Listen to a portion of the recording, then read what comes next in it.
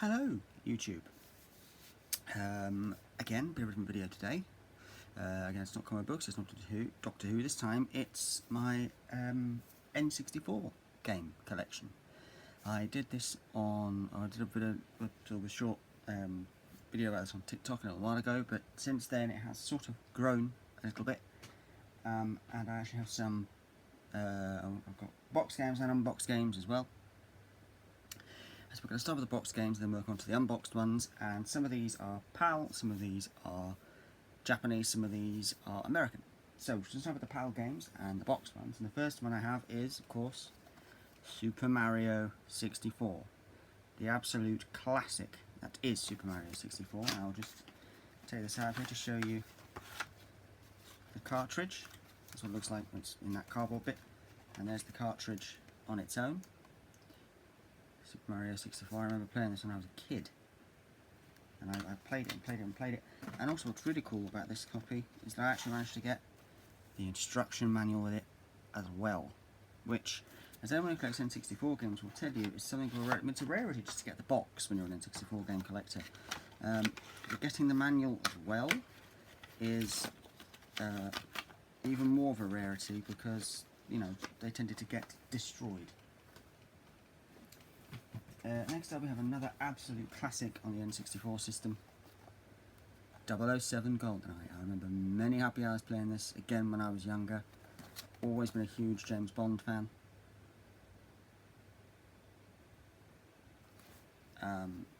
That's the side,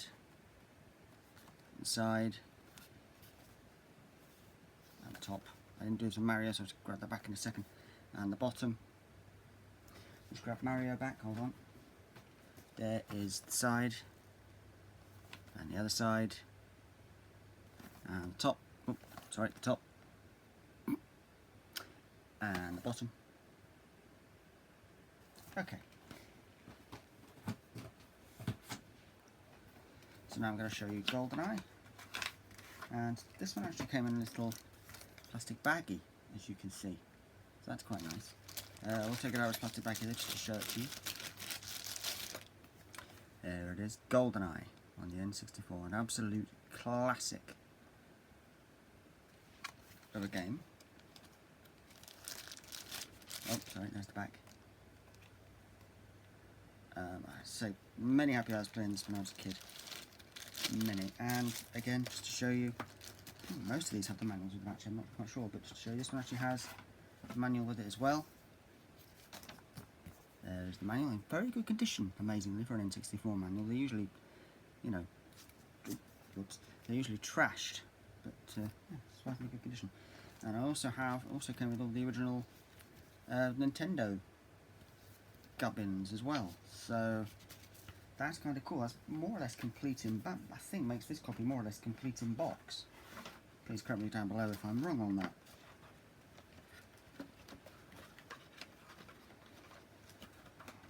One thing about doing this video is I knew it was going to be a pain to get these particular games in and out of the boxes, because it always is with N64 boxes, isn't it?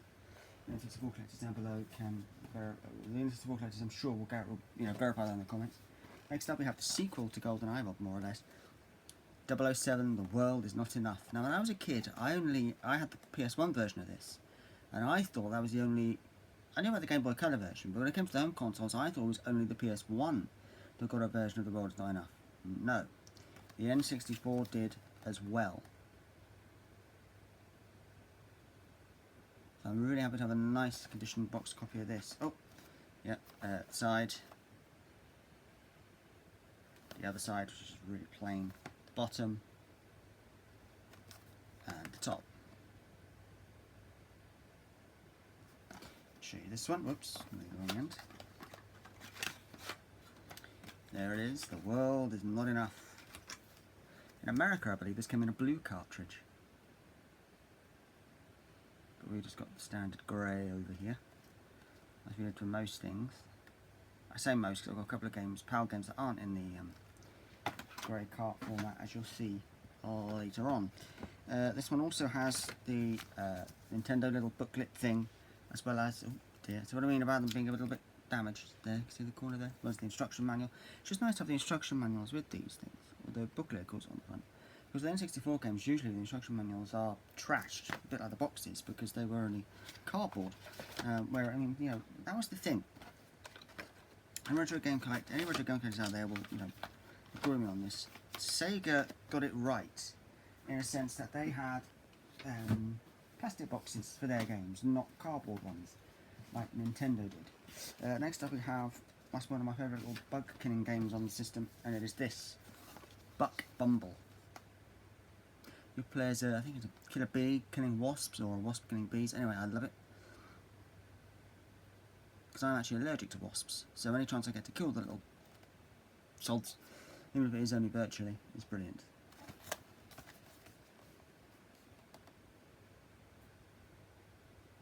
And then there's the top, which has got a bit of a white box thing here. Not sure if that means it's an earlier or a later game, I have no idea. And then the bottom, and then side. This was one of those ones where they didn't really do the character thing down the side, and then the other side just says Buck Bumble. Show you the game, if I can get it out. Here it is, in this little cardboard thingy, Buck Bumble. And take the cartridge out. Oops, that's wait a minute. Buck Bumble. Great little game, great little bug killing game. And again, this one has its manual with it. There it is, Buck Bumble.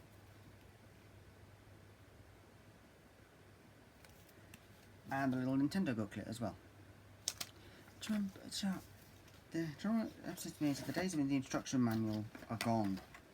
Much like, but also with that same token, the days of the cheat code are gone as well. Because back in the day, the cheat codes were built into the games, and not anymore. Now, this next game is a game where my dad would describe trying to play this game as like trying to play with a packet of jelly babies. Anyway, FIFA World Cup '98. So I actually used to have a cuddly toy version of that mascot. Lost it years ago though, sadly. I was around for this one, 98, what would I have been? I was born 93. 94, 95, 96, 97, 98, and I'm coming up for, I've been about 4 or 5 years old. So, yeah. I have played this, I have won the World Cup. Admittedly, I did cheat a bit and use 2 controllers, but, yeah. There's the top. Oh, it's upside down. There's the top. There's the side. Again, that's upside down. Bloody hell. There's the other side. There's the bottom. I showed you the back, didn't I think? But I'll just show it to you again. Now I'll show you the game. Well, that's come off. That's just unfortunate. FIFA World Cup '98. And what I love about this though is that the previous owner actually has it written on the top, FIFA World Cup '98. Now, I'm assuming that's because the previous owner had it stored on a shelf like that, or even like, well, you know, like that. And so they wanted to be able to see it and just see it and put it out. So they had it like that, so they could go, oh, look, yeah, okay, yep, there's FIFA, put it out like that. Either that or they had it stored in a box or something, but yeah. But there seems to be a way to have it written on the top and then have it in the actual, anyway. There's the back, there's the front. Those flags, I believe, are obviously the United Kingdom, Germany, I think that's Sweden, Italy, France, the Netherlands, and I'm not sure on the other two. I think one of them could be Finland. I think that's Finland, and then I'm lost on that one, but I don't think it's Spain, but it could be Spain. And then this one again, no little Nintendo booklet this time, but I do have the instruction booklet. It's always nice to have this, particularly in an N64 game, because as I say, usually they are trashed and beyond readable, so it is nice to have them. Really nice to have them.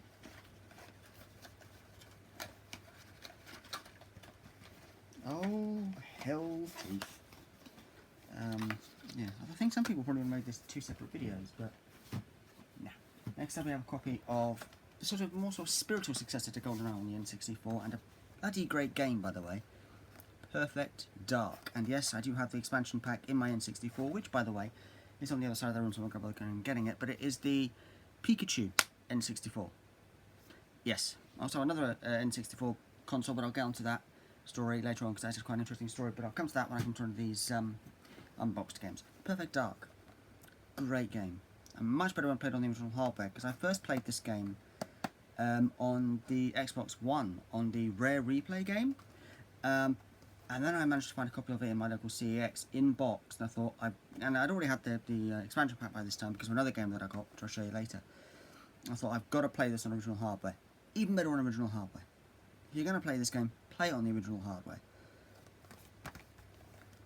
There's the back. And the side. This one is really blank on the sides, as you can see. And then the top. And the bottom.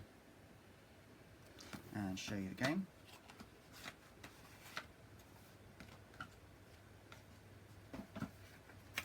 There it is in this little cardboard thingy, and take it out, and there is Perfect Dark. And if you don't have and by the way, if you don't have the expansion pack, look at this expansion pack required.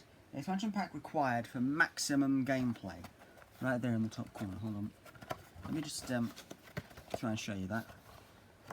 There, expansion pack required for maximum gameplay. Basically, if you don't have the expansion pack, you don't have the full game. So you need that expansion pack, or you don't have access to all of this game. So the expansion pack is critical. Most people will tell you that there are only 2 N64 games that actually require the expansion pack, both of which I'll go on to later. But no, there are actually 3, because Perfect Dark is one of them. Even though you can play it without the expansion pack, it's just, even though you can actually play without the expansion pack, but it's just very limited. Very limited. Believe me, I've tried it. Little Nintendo booklet with this one, but sadly not the instruction manual. Oh well, can't get lucky on all of them, can we?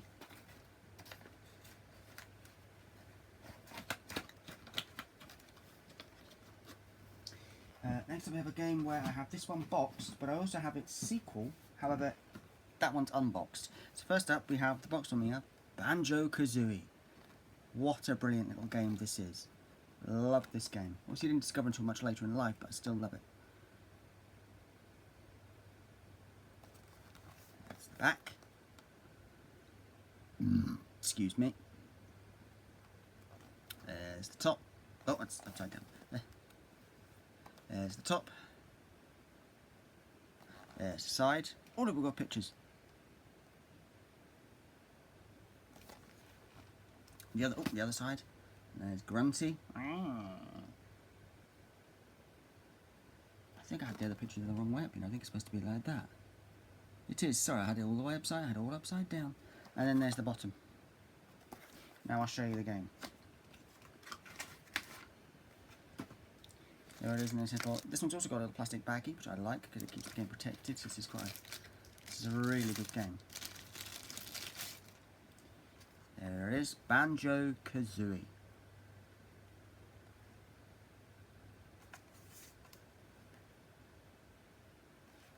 Great game.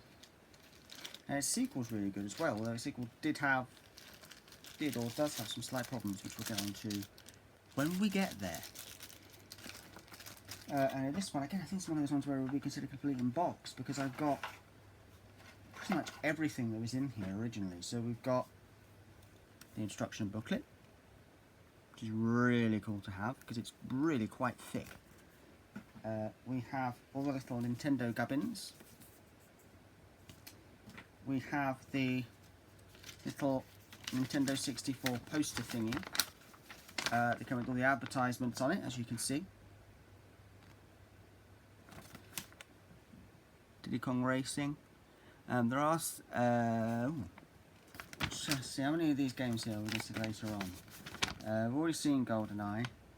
There are 1, 2, 3, 4, 5, 6,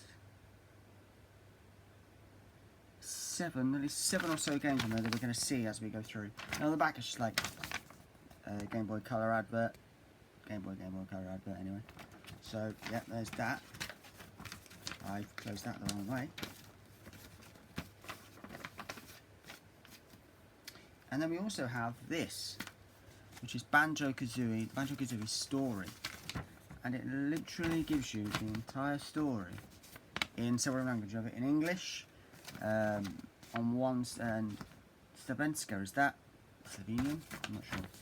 Dansk, which I'm sure is Dutch or something, Somali, but it has it in a lot of different languages, so that's quite cool. So I think this literally is complete in box because of all these little extra bits that, you know, are there. So that's kind of really cool. Yeah, remember me saying, hang on. Let's go to try and get this back in the box first, because this is going to be an absolute pain in the neck, isn't it? Yes, it's in.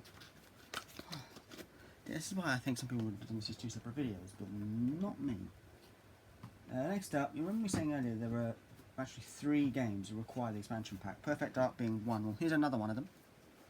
Donkey Kong 64. This was actually the first game released that required the expansion pack, which is why, that's just on the box, requires N64 expansion pack, and then includes expansion pack.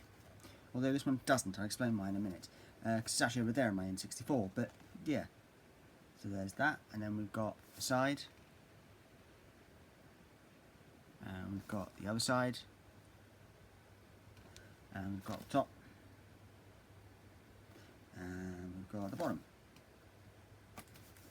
Then we open this up. And in here we have the game. My jumper pack, original jumper pack that came on my N64, and the little tool that you use to take the jumper pack out and put the expansion pack in. To show you the game.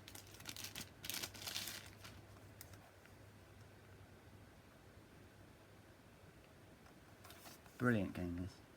There are actually also some little loopholes and tricks you can use to get through the game just a little bit quicker. But yeah, as I was saying here, we've actually got my original jumper pack, and then that's the tool that you have to use to get the jumper pack out to put the expansion pack in. But I thought, well, what better place to store the jumper pack than in there, so that at least when I take it out, there's still something in the box. And then in here we have, again, we have the instruction booklet, which is really cool to have. We also have the expansion pack instruction booklet, and then just your Nintendo booklets and gubbins. So yeah, I think again this can be called, it's going to be called complete in box, because everything is here. 80 quid this game cost me. I'll repeat that for you. 80 quid. I bought this in CEX. And so because it's got all the gubbins and everything with it. Go in. Thank you. It's got all of the extra gubbins and stuff in there, you know. Your expansion pack tool, all your bits of paperwork. It's also got all that in there. £80. That's 80 pounds this game cost me. Probably the most expensive game in my entire collection. Next up we have another little great little game here. 1080. That was a terrible impersonation of the voice at the start of this game. 1080 snowboarding. Yeah. We have the top, which is a big bit of silver. We have the bottom. We have the side, just goes that way. And we have the other side, which is a snowboarder. And we have the back.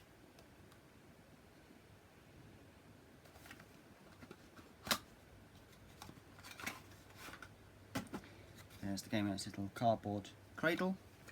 Take it out of there. And there is 1080 snowboarding on N64. Now, when it comes to the game boxes, there are actually companies out there that will make you plastic versions of these, but I prefer the originals. Oh, hang on. Now, we don't have the Nintendo booklet in here, but what we do have, the Nintendo government booklet, but we do have the instruction booklet.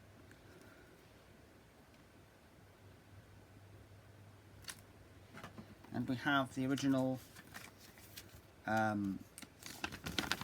Nintendo advert thing that came with the Game Boy Pocket on one side, and of course the N64 itself on the other. So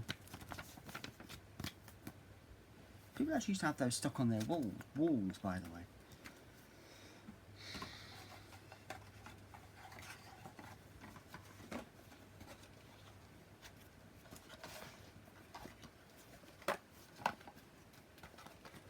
As I say, when you buy these, particularly from CEX, you can never be sure whether they're going to have the manuals or not. And so whenever they do have the manuals, I'm always really happy, because it means that, you know. Now, next up we have one of a few Star Wars games that I have, I think, one of 3 Star Wars games I have for this system. Star Wars Shadows of the... Unfortunately, CEX put one of their stickers right over the bit there. I had to peel it off, and unfortunately it took half the box off with it. But, you know, Star Wars Shadows of the Empire. Great game, love this game. Notice these all say PAL version down the bottom. Then we have the side. Oh, I missed the right way up. No, it should be like that, because that's a probe droid, so that means the image should be on its side, because probe droids hover like this. I am such a nerd. Then we have, I believe that's a snowtrooper on that side. Then we have the top. We have a stormtrooper. Then we have the bottom. Show you the game now. Again, there it is in its little cardboard cradle. Take it out of the cradle, and there is Star Wars Shadows of the Empire. Now, a few of these box games are actually upgraded, technically, because like ones like this one, Mario 64, GoldenEye, World Is Not Enough, Buck Bumble, Banjo-Kazooie. Yeah, so this one, Mario 64, GoldenEye, World Is Not Enough, Buck Bumble, and Banjo-Kazooie, I actually upgraded from unboxed to boxed versions, which was really nice. Because I don't go for God's sake, I don't go much in for boxed versions, but whenever I do, it's usually, and I also have always vowed that I will never sell any part of my N64 collection, particularly the games, unless, of course, it's to upgrade it from unboxed to boxed. So, yep. I love how they spell game pack without a C. And then I also have the instruction booklet for this one. It's really cool. Oops, the corner's all folded up there. Star Wars Shadows of the Empire. Technically, I think this would be called an extended universe game now, wouldn't it? Which would also mean that it's technically not canon anymore, but... Oh, was it ever canon? Was this game ever canon? I don't know. Well, I'll tell you what they could have done. They could have done... they could have made this game, Shadows of the Empire. Great title. I think, and this is just me, that this story should have been set...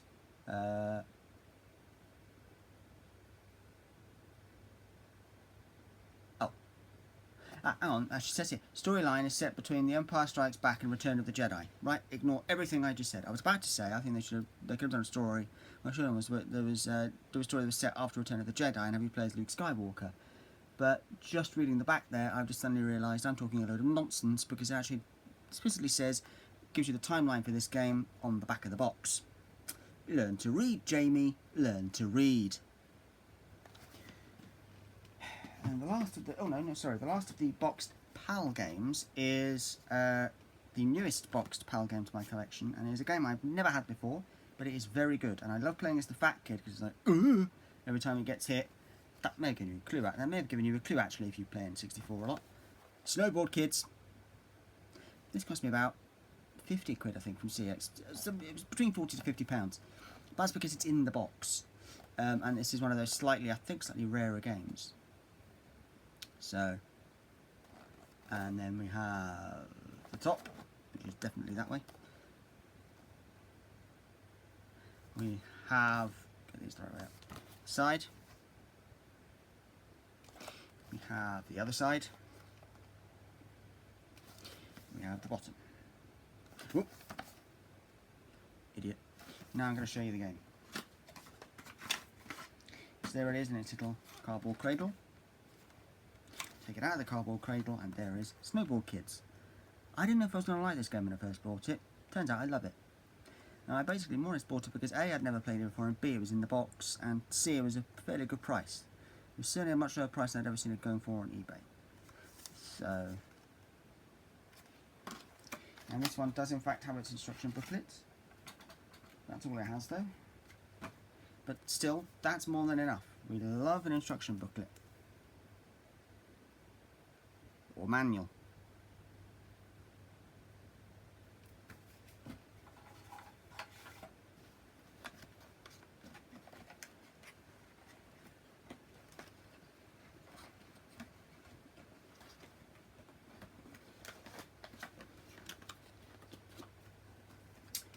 Now, the next two games I have, the last two of my boxed games, anyways, are Japanese boxed games. And I'll explain why I have Japanese boxed games later when I get to one of the unboxed games. It's because I actually have a Japanese N64, which I wouldn't have had it not been for one of the unboxed games, which I will get to later. But anyway, first of the Japanese boxed games is Donkey Kong 64.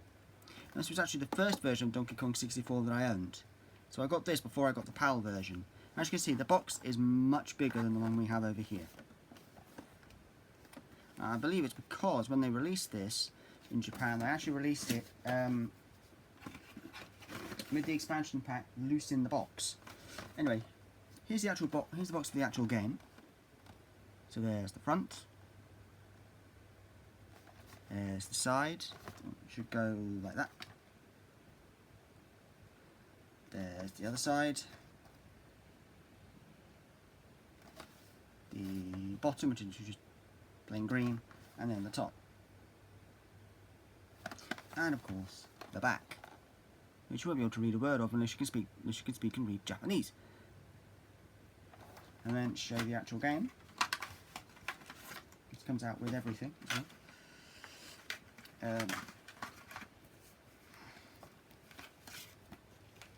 Here it is in this little plastic cradle, yeah. No cardboard in Japan, plastic. And then take out the plastic cradle, and there is Japanese Donkey Kong 64. Now, as you can see, they got a nicer yellow label. We didn't. We got a really nice fancy picture of DK, but it's actually DK is actually there with, I think that is Diddy as well there. So they got a nice yellow label with DK64 on it. And in America, this actually came in a yellow cartridge as well. So, and there's the back. What the back of a Japanese game looks like. There it is. And in Japan, though, they call this a cassette. Not a cassette, Japan. Not a cassette. Oh, I just noticed that. Plastic actually has Nintendo 64 on the inside of it. Can you see that? How cool is that? Put that back into the plastic cradle. And then show you the other bits. So we've got the instruction booklet.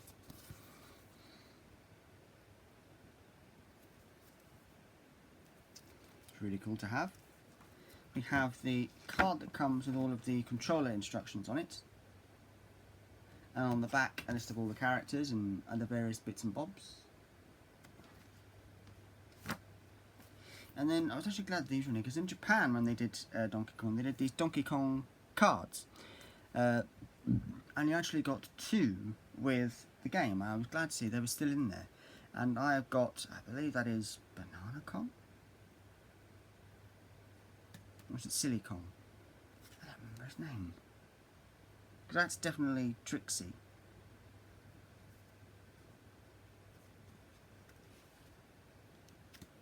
Anyway, here's the cards. So I think that's Banana Kong. And then Trixie Kong. So I was glad to see the card. And Trixie, as you can see, is a shiny. I was glad to see they were still in there, because obviously most people, most Japanese people I should say, most likely taken the cards out, kept those, and just got rid of everything else. But I actually got this from somebody in the UK, I believe. It was actually an old school friend I bought this from, so thank you to that friend. If you're watching, you know who you are. And then this last one, oh no, sorry, this one I got off eBay. I got this one off eBay. I don't know who it was, I can't remember who this was, but I got it off eBay. Brilliant. And then the last of my box games is actually a game that I have the PAL version of, another game I have the PAL version of, but loose over here. And actually, again, I got this version first, and it is The Legend of Zelda: Majora's Mask. side, side, whoop, where does that go? Yeah, that way, that way, that way, that way.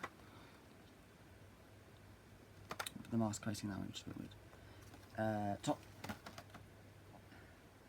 bottom, front again, and the back.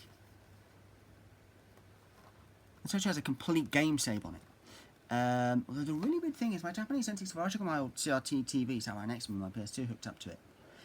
But when I hook my Japanese N64 up to that, it only comes, it works just fine, but it only plays in black and white.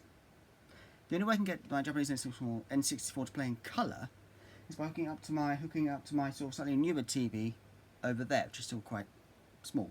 But anyway, I'll show you the inside of this one. So here we have, again, The Legend of Zelda Majora's Mask. It's a plastic cradle, take it out of its plastic cradle, and we have the game.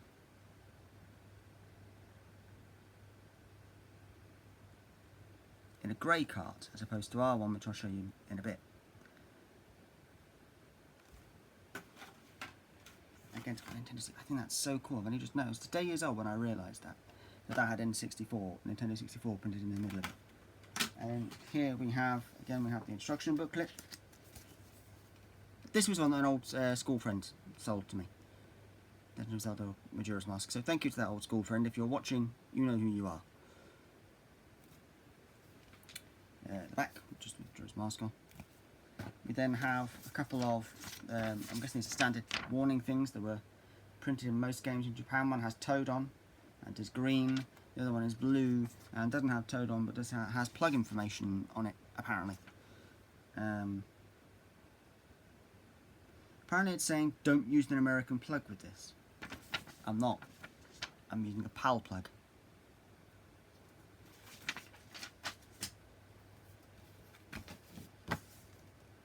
Controller information again, and then again other information on the back.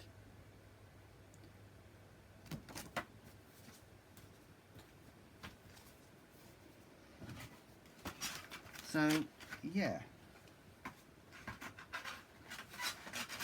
again I will be explaining the story behind why I have a Japanese N64 in a little while. But needless to say, once I got it, I got it while I was still in my old house, by the way, the Japanese N64. But once I had it, I was like, ooh, this has kind of opened up the floodgates now to the American and Japanese N64 games as well. So, now we come to my unboxed N64 games, starting off with all the PAL ones, which there are quite a few. Starting with, I showed you Banjo-Kazooie earlier on. Here's its sequel, Banjo-Tooie. Very good game, although it has slight issues with the frame rate. Yeah, slight issues with the frame rate on this one because they tried to stuff so much in it that the frame rate is a little slow. But it's not so slow that it's unplayable. Still a perfectly playable game, despite what some people say. And I've certainly had, a good amount of fun playing it. Next up, we have another classic on the system, Mario Kart 64.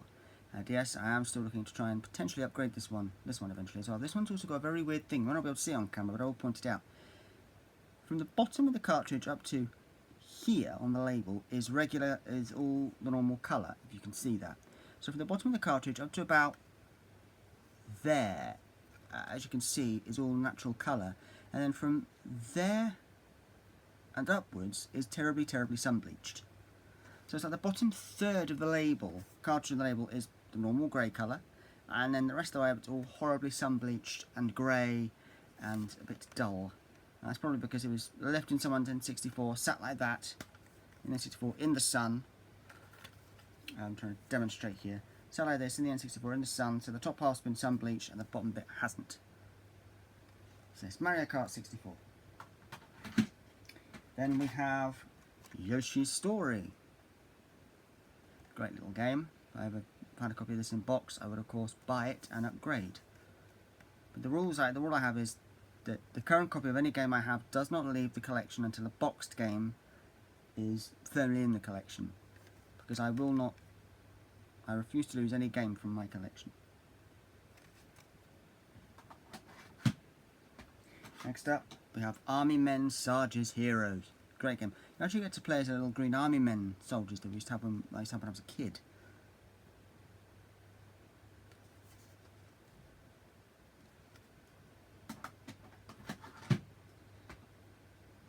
Next up, Pokemon Stadium. This is Pokemon Stadium 1. I don't have Pokemon Stadium 2. Oh, yeah, part of my old numbering system, which I no longer use. Well, I still do to an extent, but not as much.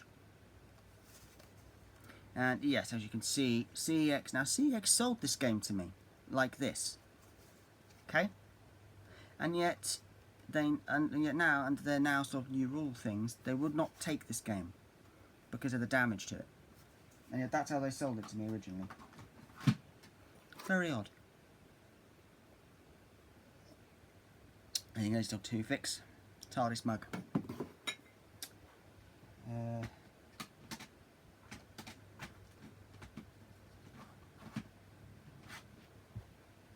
Next up is Pokemon Snap. Brilliant game, and I remember when I was a kid, you can actually take this game into Blockbuster. How are we feeling out there? Feeling your age yet? And turn the photos into stickers by plugging into a booth. I think we did that. I don't think that was just in America. I think we could do that over here as well. But simply by my mentioning Blockbuster, anybody who is of my age now, who's like over the age of about, the fact that I mentioned Blockbuster, anyone out there watching this, who's now out there watching this, who's over the age of say 30, over the age of like 28, 29, is going to be going, oh God, I feel my age. So I used to go to Blockbuster all the time when I was a kid.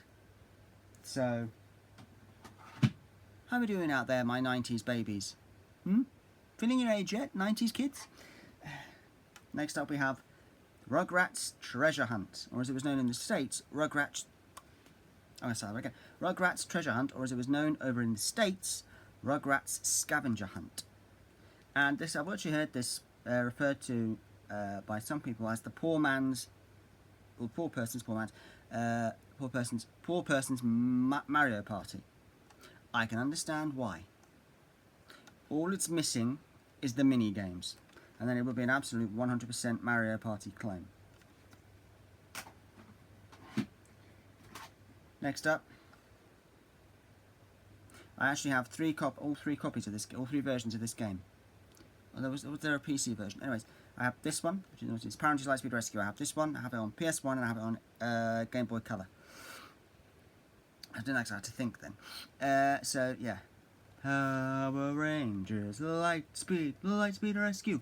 The one I played the most when I was a kid was the PS1 version, because again, this is another game where I didn't even know that the N64 version existed until I found it on eBay. No, actually, it wasn't even that. I first discovered the existence of this game when I watched an episode of the Angry Video Game Nerd. And there he was, and he was like going through all the different Power Rangers games, and he played this. And I was like, wait a minute, there was an N64 version of Power Rangers Lightspeed Rescue? Yes, there was, and it is so different from the PS1 version. It is totally different from the PS1 version. I mean totally different, so it's well worth owning this, because it is so totally different from the PS1 version, trust me. Just like 007 The World's Not Enough. You'd think, oh, well, it's just the PS1 version, but on the N64. No, totally different. Next up, we're now going to my wrestling titles, starting with WWF Warzone. Stone Cold Steve Austin front and centre, as he should be, because he was the very, very much over at the time. There's an old saying that WWF back in the day, which was that you couldn't pay fans to boo Stone Cold Steve Austin. Next up, WWF Attitude, Get It was the tagline. Again, Stone Cold Steve Austin front and centre, along with The Rock, The Undertaker, Triple H, I think that's Mankind, possibly Kane down there, I don't know, it's a little faded over there as you can see. If I ever found a nicer copy of that, yes, I may be tempted to upgrade. Yeah, then next up we have what many people still consider to be one of the greatest wrestling games ever made, WWF No Mercy.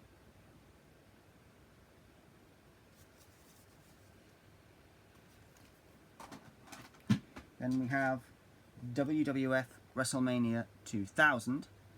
Great game. I actually, this is back when I still was living in my old house. I actually managed to, on this game, I managed to win the King of the Ring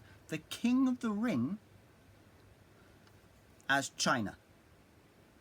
So, the late great China, I should say. So that's what I loved about these old games, you could do that. However, of course, with the recent 2K games, 2K25, I think it is, possibly from 20. No, I think 24 brought about first, then 25 refined the theory. They brought back intergender matches. They did that first, I think, in 24, and then 2K25. No, 2K25's now, is it? I think it's 2K24 I'm thinking of. Whichever. Refined the theory, and basically perfected it. So next up we have 3 out of my 4 WCW titles, the 4th one to come later. WCW Mayhem. Goldberg. So back in the day, you were either a WWF fan or a WCW fan. WCW versus NWO World Tour.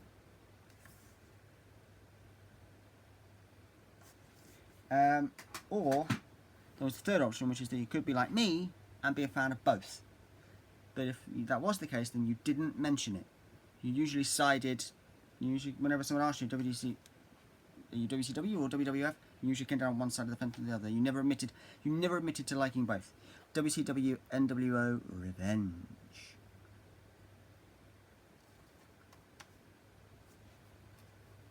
And let's say there is another WCW game in my collection, but that's to come later on. Next up, we have Diddy Kong Racing, sometimes known as the poor man's Mario Kart. I can see why. Except in this one, you have not only do you have karts, you also have planes and hovercraft as well. Yeesh. And there's the back with a slight... yeah. Next up, we have Star Wars Episode 1 Racer. Told you there was more Star Wars. This is basically the pod race scene from Episode... This is basically the pod race scene from Episode 1 turned into a video game. And what a very good video game it is. It's brilliant.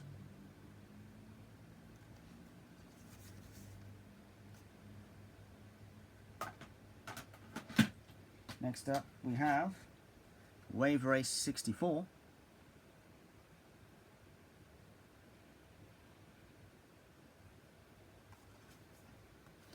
Good little sort of water racing game on jet skis and speedboats and the like.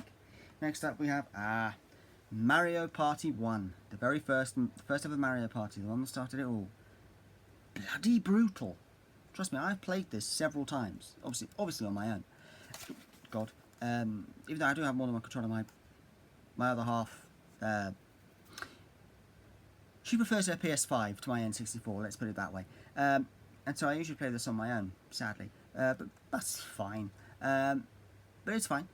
But it is so, even when you're playing on your own against the computer, it is so brutal.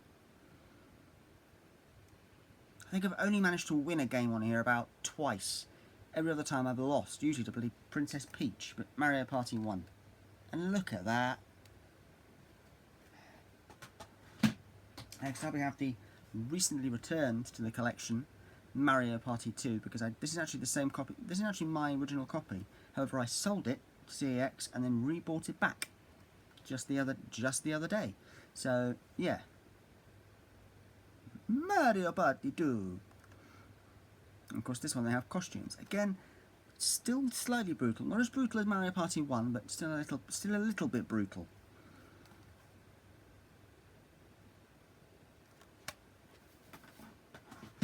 More Mario Party later on, by the way.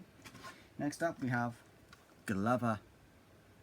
It's a very good game, but also slightly odd, because you play as a glove. Yeah, look at that. You can tell I don't really much going for the condition of these things, I just like to play the games. Next up, we have Killer Instinct Gold. Great little sort of fighting game. It's kind of like, I describe this as a cross between Tekken and Mortal Kombat.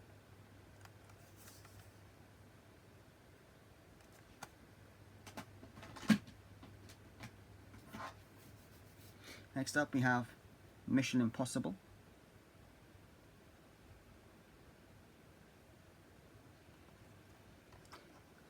Yes, of course, based on the Tom Cruise movie.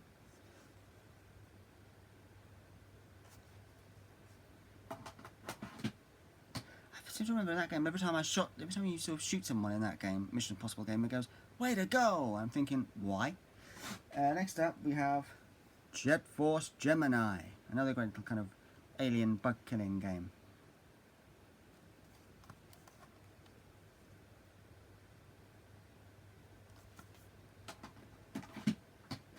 Next up we have Body Harvest, another great little bug killing game, actually made by DMV, who would later go on to become Rockstar.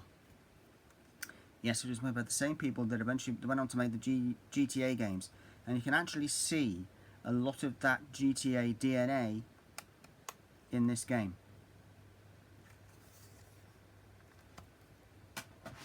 Next up we have Lilac Wars, Lilac Wars, as you can see across there, or for my American viewers, Star Fox 64. Why the hell we changed the name from Star Fox 64 to Lilac Wars over here in Europe, I don't know, but we did. That's got an old, I'm not sure if that's a Blockbuster sticker or a sticker from somewhere. If anyone recognises where that sticker is from, do tell me. But, yep. Next up we have Beetle Adventure Racing. And this is another one of those where the previous owner was kind enough to write it on the side, or if they'd had it stored in a shelf like that or something. Very good little racing game, centered around obviously the Volkswagen Beetle.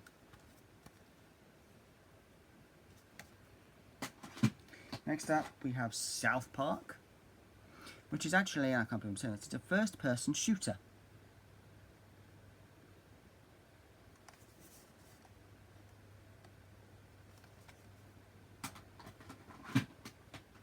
Next up we have Top Gear Rally, which I literally bought. When I bought this, actually, when I bought this, it was in box. However, I lost the box at some point over the intervening couple of years, so that's sad. But I bought it literally because it has the words Top Gear at the top, and I was talking in the title. I was a massive fan of old Top Gear with Hammond, Clarkson, and May. So even though this has nothing to do with Jeremy Clarkson, Richard Hammond, or James May, or that version or that Top Gear at all, so just a rally game. But yeah, there was actually a second one of those, but I don't have it sadly. Next one up is The Rally, 99 edition.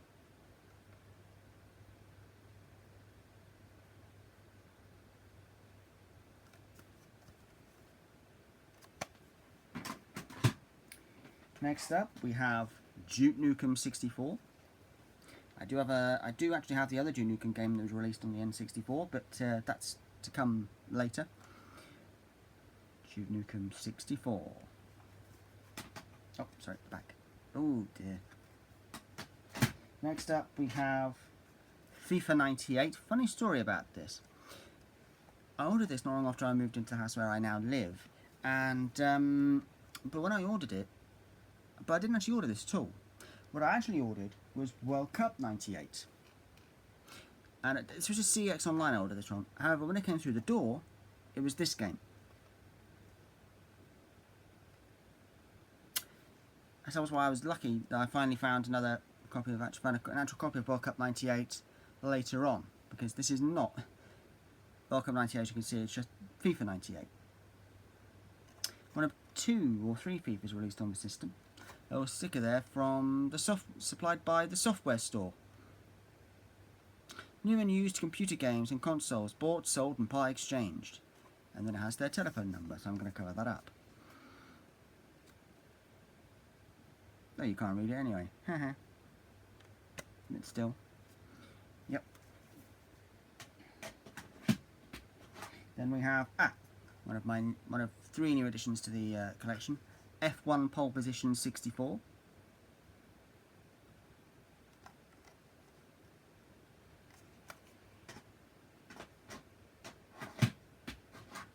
Then we have the second of the 3 new editions, F1 World Grand Prix 2. So there's an F1 World Grand Prix 1 out there somewhere.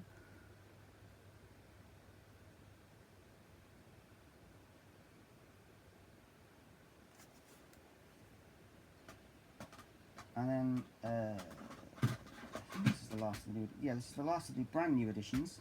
That's another Star Wars game. It is Star Wars Rogue Squadron.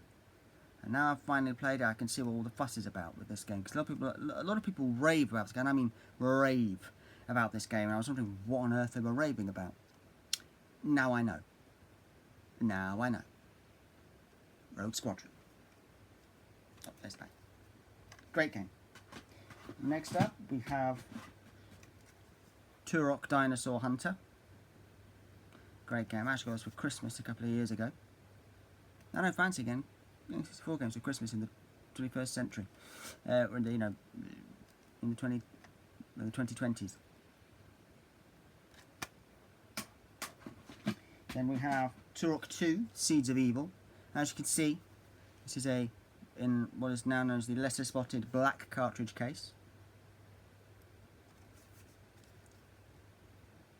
Bit grimy. The last of the Turok games we have here is Turok Rage Wars.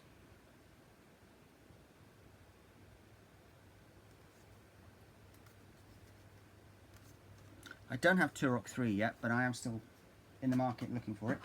The last two PAL games we have here are The Legend of Zelda Ocarina of Time, which I've played the first part of several times over. I'm currently now doing it again with a save file that I created for my other half, because she saw me playing it, and then I was like, "Ooh, can I have a save file on there?" Because there's 3, and I was like, "Well, yeah, I mean, I've pretty much done all 3." So I just took file number 3, wiped it out, and gave her a save file. So she's now playing it, and she is, even though she prefers her PS5, she still loves this game.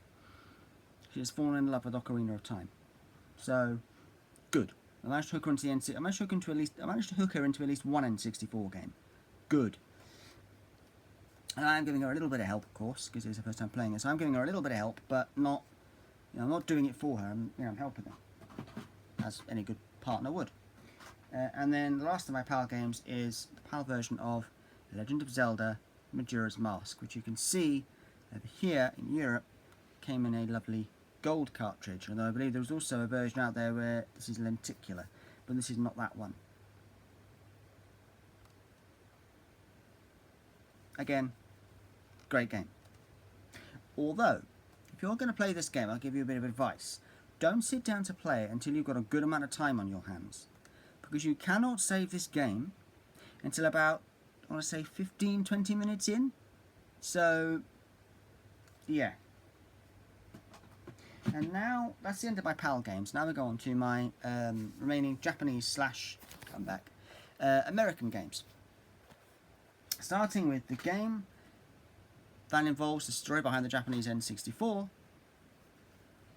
Spider-Man. Also, as you can see, it's an American cartridge, because this version of Spider-Man was only released, this is basically the PS1 Spider-Man, but on N64. However, the N64 version, and I love the red cartridge, by the way. I think it still think it should be red and with a little bit of blue in there. But this was only released in America, and so I bought this. And before I bought it, I did some research where I went online and I was researching. Okay, how can I play this game on my PAL N64? And so I went online and I found one of these converter things on eBay for a good price. So I bought it. It arrived, and I then finally bought. This is still when I lived back in my old house. I moved into the house where I now live after escaping, a horrible situation, which I will talk about one day, but not today. So I don't know. Then I bought this, and once I got it, I plugged the converter in and set it up the way it was supposed to be set up. Plugged the game in. Nothing. I thought, this is weird. So I basically then swapped the backs out. Swapped this back out for a PAL back, because as you can see, the backs are slightly different. PAL American. So I swapped the thing out and put it in, and then I got a message saying this game is not. There's the back. There you go. And I got a message saying this game is not compatible. It's not designed for use with this N64. So I thought, dang, what am I going to do? So I decided to do the only thing I could do, and use the little bit of bonus money that I got from my then job, which I sadly no longer have due to various reasons. I may talk about one day, may not, but anyway. And I thought, I'll pull that money together, and I used that to buy a Japanese N64, being very careful to make sure before I did that it had been region unlocked, so that it could play both American and Japanese games, and it can. And so I was then able to play Spider-Man. Only released in America. Don't know why. Should have been released over here. And so then once I had that, I thought, well, I'm away now. I've got this Japanese N64 with one game I can play on it, and then I thought, hang on a minute, why don't I just buy some other Japanese and American games? And so I then bought a bundle of 3 Japanese games that are actually a complete series. And here they are. First up is Mario Party. These are the first versions of the Mario Party games I owned. Mario Party 1. Which, when you look at our Mario Party 1 compared to the Japanese one, there's the PAL one, there's the Japanese one. It's kind of night and day. I do actually prefer the Japanese art. Not gonna lie. There's the back. Again, still not a cassette, Japan. And then we have Mario Party 2, which again, you know, which one do you prefer? In this case, I think I prefer the European version. This one is pink. Japanese one is pink. There's a lot more going on. And then finally, I don't have the PAL version of this yet, but I'm still trying to get it. Mario Party 3. Nice orange thing there. And again, Japan, still not a cassette. And I then decided to, then I was looking around and I found a game that fitted in with another sub-collection of my N64 games. The wrestling titles. And so I had to buy it. And it's an American game, and here it is. WCW Backstage Assault. Again, this was another game that I believe was, particularly the N64 version anyway, was only released in America. So I had to buy the American cartridge. It's a bit, and unfortunately, it is actually as bad as everybody makes it out to be. Yeah, it's pretty bad. And the last of that subset of games, the American, my final one is another American game, which I actually bought over here, in a charity shop. You know, sort of, near to where sort of, just on the corner from where I live. And, or where I now live. And I thought, I was thinking, what's an N64 game? And then I was like, hang on a minute, that's an American N64 game. No wonder it's in a charity shop, because CEX wouldn't take it. And here it is. It is Duke Nukem 0 Hour. 0 Hour? 0 Hour. 0 Hour.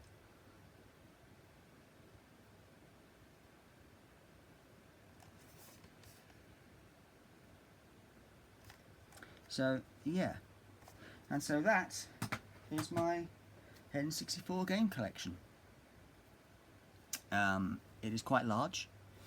There are well over 40 games here. Hang on, let's count. So, I know that from now, because of my old numbering system, I know that from Banjo-Tooie up to V-Rally was 30. So 31, 32, 33, 34, 35, 36, 37, 38, 39, 40, 41, 42, 43, 44, 45, 46, 47, 48, 49, 50, 51, 52, 53, 54, 55, 56, 57, 58, 59. Should we do that one again? 31, 32, 33, 34, 35, 36, 37, 38, 39, 40, 41, 42, 43, 44, 45, 46, 47, 48, 49, 50, 51, 52, 53, 54, 55, 56, 57, 58, 59. 59 and 64 games. One away from being 60. Excuse me. So, yeah. I want to do that video for a while. Now I'm hoping this is going to be the first of a couple of videos that I've got planned for today. Provided again, as I say, I've not been feeling too well recently, but hopefully, provided I'm feeling okay enough, then once this video is uploaded, I may very well do another one. May. Before I can get all of the bits and bobs together. Okay. Well, thank you very much for watching, and so I'll see you again. Be nice to each other. Take it easy. No, sorry. Until I see you again, be nice to each other. Thank you very much for watching, and take it easy. See you in the next one.